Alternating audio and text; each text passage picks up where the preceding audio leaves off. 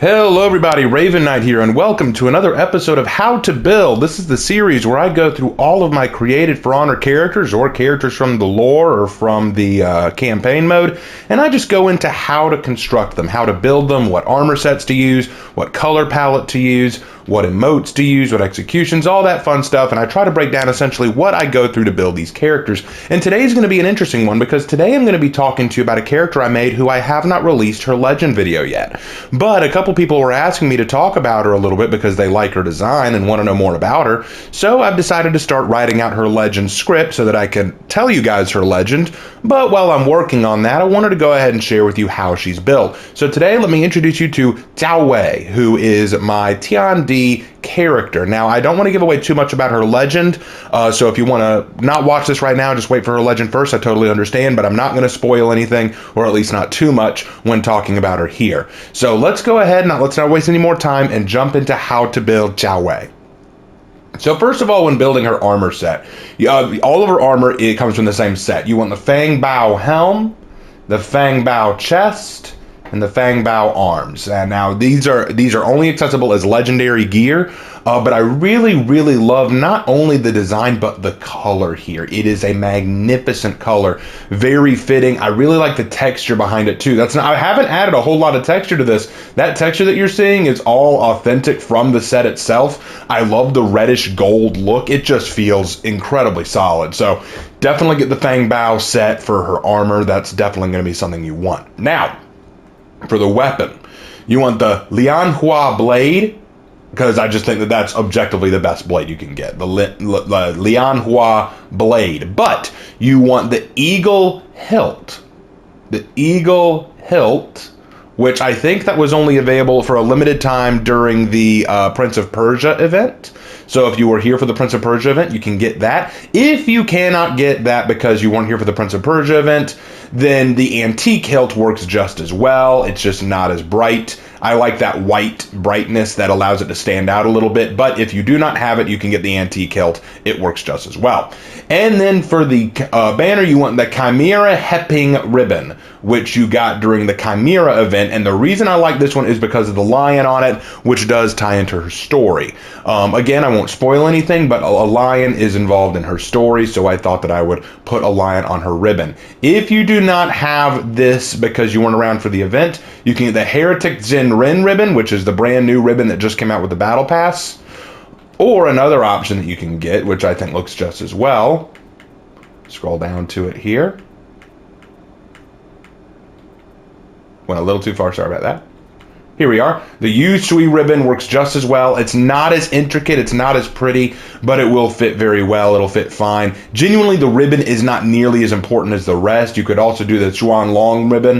It doesn't tie in as nicely because that's a dragon on it, not a lion, but still it will work. Genuinely, I use this one because it has a lion on it, but any ribbon will technically work for this. So, in review, the Fang Bao helm, Fang Bao chest, Fang Bao arms, Lianhua blade, eagle hilt, and Chimera Hepping ribbon. So, that's what you need to build the basic structure. Now, let's move on to the next part. For traits, I use alternate 2. I make it a female because that ties into her legend. Now, if you want to make it a male, you totally can. I know that a lot of people are annoyed by the female voice actor or the female voice for Tiandi, but I see so few female Tiandis in actual game that I decided to make it a female, and I just built the character around that. So I make it a female. If you'd rather make it a male, that's fine. It's not a big deal, but if you want to make it exactly like the legend, you are going to want to go alternate 2.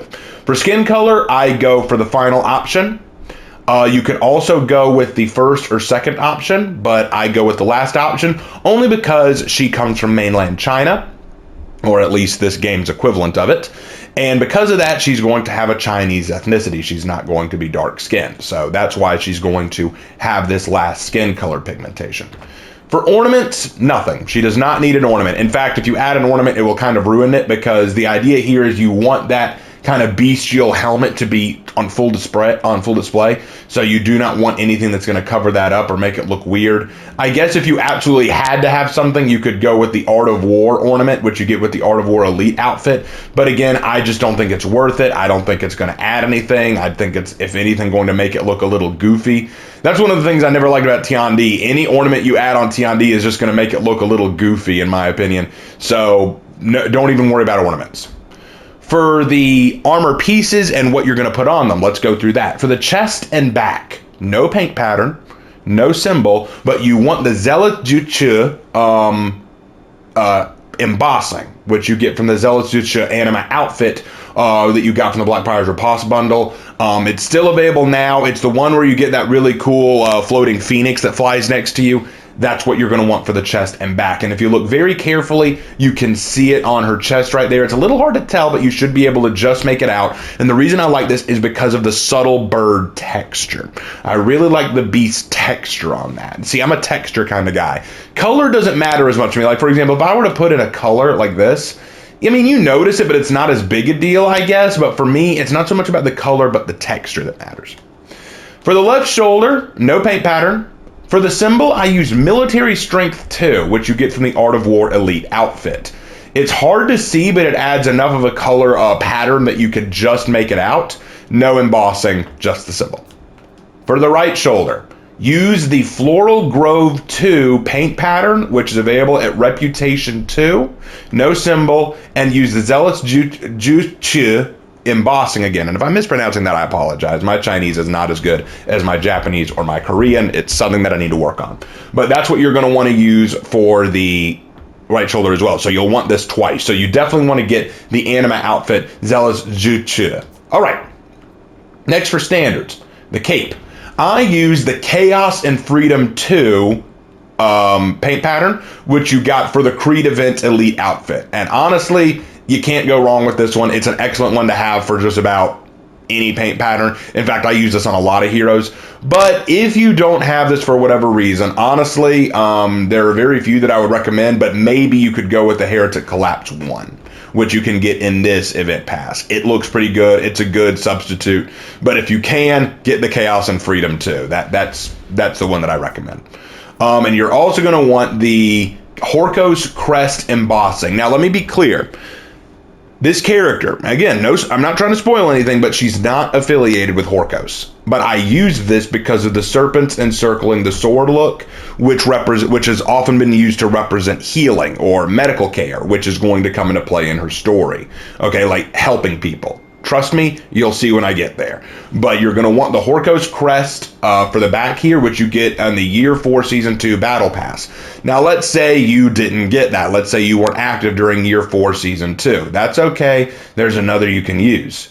You can use the Heretic Age as a replacement, which shows a sword wrapped around with floral designs. That works just as well. In fact, it works almost better, in my opinion. I've just stuck with the Horkos symbol for so long, I've just kind of gotten used to it. But you can definitely use the Heretic Age, which you get during this premium pass at tier 39. So get it while you can. All right. For the legs, I use the Fiery Blows 3 paint pattern, which you get in the Art of War Elite outfit. So you're probably going to want to get that Elite outfit. And for symbols, I use Niangao 2, which you get at Reputation 18. You get an outfit at Reputation 18, which gives you this symbol. That's what I use there. Makes it pop just a little bit and adds a little bit more of that kind of flair that I was looking for with her. So I think that fits very, very well. But it's your call, I'd say. And then finally, material. I use the gold material, but I think you could probably tell that. It's not as big a deal, honestly, because you can see what a difference the material makes. Heck, you could even use Torchlight and it would work fine, but I use gold because it just sticks out. And then for color, the thing that everyone wants to know, what's the color that I'm using on this Tiandi? I use Hushed Forest, which you can only get after playing ranked matches. So what I would do is I would go into ranked matches and keep playing until you get some wins. And after a while, you should get Hushed Forest, and you'll be able to get this paint pattern. The closest one to it is Heretic Disciple, but you can see just how bright and ugly that looks. I don't like this combination. I prefer it like this, because I feel like it's more subtle. The colors fade into the body a bit more. And it's almost like, it's really weird. It's almost like the cape kind of disappears into the back thanks to the colors, and yet it's still there. You still notice it, but you don't think about it as much. Here, it's so flagrantly obvious, it's kind of like, ugh. If I'm being honest, the Tiandi's nude skin with the cape looks cool, but I almost wish that it didn't have the cape, you know? It's kind of weird that way. So that's what you want to do for color scheme. So I hope that helped you out in that regard. Now let's move on to feats and all that fun stuff. For feats, I use Rallying Call, first of all. Again, I choose feats and executions and stuff like that based on the story, and I won't spoil anything, but let's keep going. For Rallying Call, this plays into an important part of her story. Basically, the whole idea behind this character is that Zhao Wei is she's kind of an inspiring figure. She's someone that people look to. She's someone that people look up to. And so when she does Rallying Call, when her health is low, nearby allies gain strength. So despite her struggling and fighting the best she can and not doing well, her allies will continue to support her. The second one is Marked for Death. You reveal a target's position, you lower their stamina and defense, and increase renown gained by kills. I like this one because there's a point in the story where she calls someone out and challenges them. So, again, ties into the story. Vital Leech, it's a passive skill. When your health is low, you'll slowly start to leech life off of your opponent, which I think is really, really awesome. And it doesn't tie so much into her story, but I just think it's a really good feat all around to have. And then Indomitable. You gain a temporary shield when you put into a critical health. Cooldown is canceled when you regain health. So basically, you have a chance to save yourself from health, which also very much ties into her story. She basically has a second wind, if you will, which I thought that this just fit too well. What I really like about this loadout is, other than Marked for Death, because I think the original was Sacrifice, other than Marked for Death, all of this ties into Tiandi's original feats, which just fit her, which fit Zhao Wei. All right, and now for executions. I use Atonement of Shido, which is one of her brand new ones. I use that one because she uses something similar to that. Spiral Ending, it's just a fast execution that is very good to deal with opponents quickly and get them out of the way. Fang Closa, I like this one because actually this is how she will take down one of her greatest enemies in her story. And then Monsoon Frenzy. I think I like this one just for the sounds it makes. The sound of metal on metal, I just think sounds so solid and it sounds so sick. I love it. But one thing that's going to happen in her story is she's going to be fighting a large number of enemies at once. And I feel like this is something you'd want to use when fighting a lot of enemies. Like someone comes rushing at you, you block them, strike them down, send them behind you, and then move on to the next enemy. So I definitely thought that fit her very well. For emotes, I use Suichi, which I think shows a great deal of respect, and Sword Spin, showing finesse, which both not only tie into Tiandi, but tie into Zhao Wei. Then for free roam, I use Watch and Learn. Again, she's inspiring. And Show and Tell.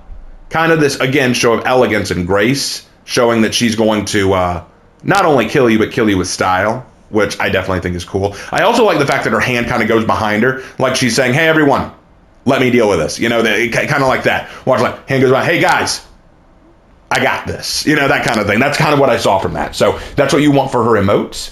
For signature, I use To the Moon and Back because, again, she's showing some finesse, and that's going to come into play because it's not that she's a show-off, that she needs to prove herself. It's that she needs to demonstrate that she is worthy, and by showing a little bit of finesse, she can do that. And you'll note that in the story, when I reveal it, it doesn't entirely help her. So I like that for her signature.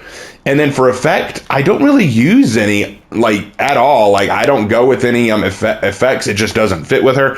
Sometimes if I really want to get fantasy level, when I do the execution, I may do 200 calculations just to show how brilliant she is. Or I may use Beacon of Peace on a few of her emotes because she becomes kind of a beacon of peace. Show how that looks.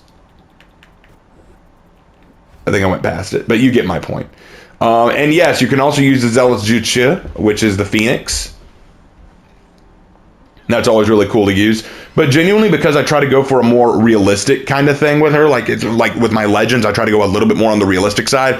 And I know it's ironic I say that after releasing a story about a Jorogumo, unironically, You're probably like, really, Raven, you're really going to sell us that? But it's true. Anyway, that is Zhao Wei, and I hope you guys really liked this idea. I hope that you guys enjoyed seeing how I built her. If you guys want to build her yourself, let me know in the comments that you like this design and you want to try it yourself. And if you're excited about her legend video, let me know about that as well. I look forward to finish writing it. I always come up with these legend videos very early on, but I like to write them so that I don't stutter or stammer over myself when I read. I like to get all my ideas down on paper so that makes sure that I do it well. So look forward to the legend video when I release that. Thank you guys so much for watching. And as always, I will see you in my next video. Take care.